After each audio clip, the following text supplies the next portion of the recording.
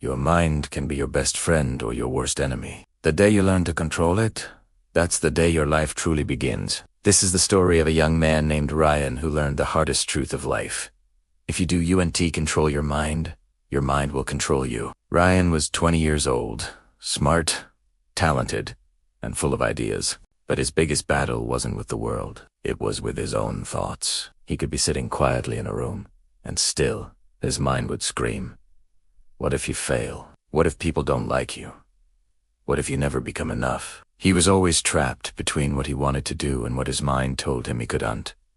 That invisible war was eating him alive. One morning, Ryan's professor announced a major project, one that could decide everyone's grades and open doors for their future careers.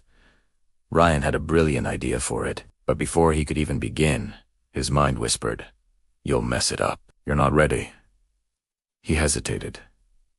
Days passed. His friends began working, but Ryan couldn't start.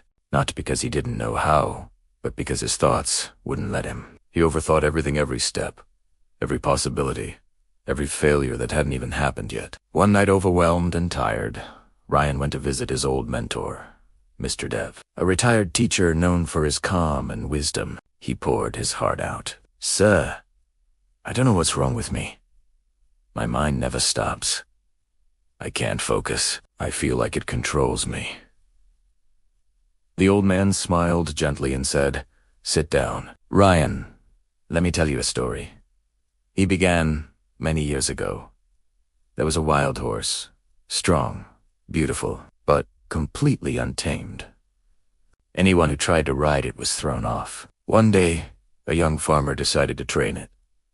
Everyone laughed at him. They said, 'You'll never control that beast.' But every morning, he'd visit the horse, not to fight it, but to understand it. At first, the horse would kick, scream, and run wild. But the farmer never gave up. He spoke gently, moved slowly, and stayed patient. Weeks turned into months. And one morning, something amazing happened. The horse stopped resisting. It trusted him, and soon, the same wild horse that once couldn't be touched was now helping him plow fields and travel miles. Do you know what that story means, Ryan? Ryan shook his head. The old man smiled and said, "Your mind is that horse. It's not your enemy. It's just untamed. The more you fight it, the wilder it becomes. But if you learn to understand it, to guide it instead of fear it, it becomes your greatest strength." Those words hit Ryan like lightning. That night, he sat quietly in his room and realized he had spent years running from his thoughts instead of listening to them. He decided to train his mind like the farmer trained the horse. Every morning, he woke up early and sat in silence for a few minutes. No phone, no noise, just breathing and observing his thoughts. At first, it was hard. His mind wandered everywhere. Sometimes it shouted old fears, "You'll never succeed." Sometimes it replayed mistakes from the past, but instead of reacting, he just watched. He thought to himself, "I am not my thoughts. I am the one watching them." Slowly, he started taking back control. Whenever his mind said, "You can't," he answered, "Let's try anyway." Whenever it said, "You'll fail," he said, "Maybe, but I'll learn." Days became weeks. His focus improved. His anxiety faded, and for the first time, he felt peace. Not because life got easier, but because he stopped being a prisoner of his mind. When the project presentation day came, Ryan stood before the class.com, confident and clear. His hands didn't shake.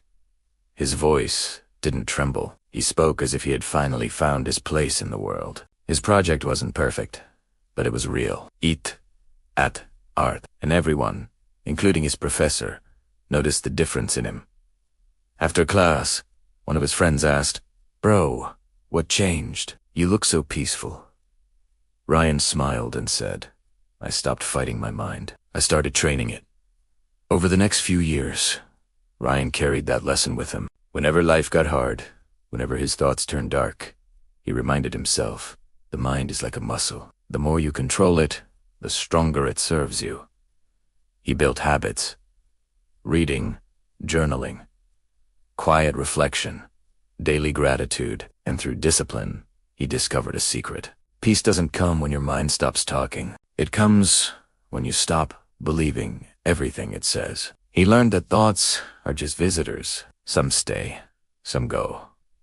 And it's you who decides which ones to feed. Years later, Ryan became a life coach, helping others break free from overthinking and self-doubt. He taught people that your biggest weapon isn't your intelligence or talent. It's your control over your mind. Because the truth is, every battle in life is first fought in your head. If you win there, you win everywhere. Your mind can either be your servant or your master.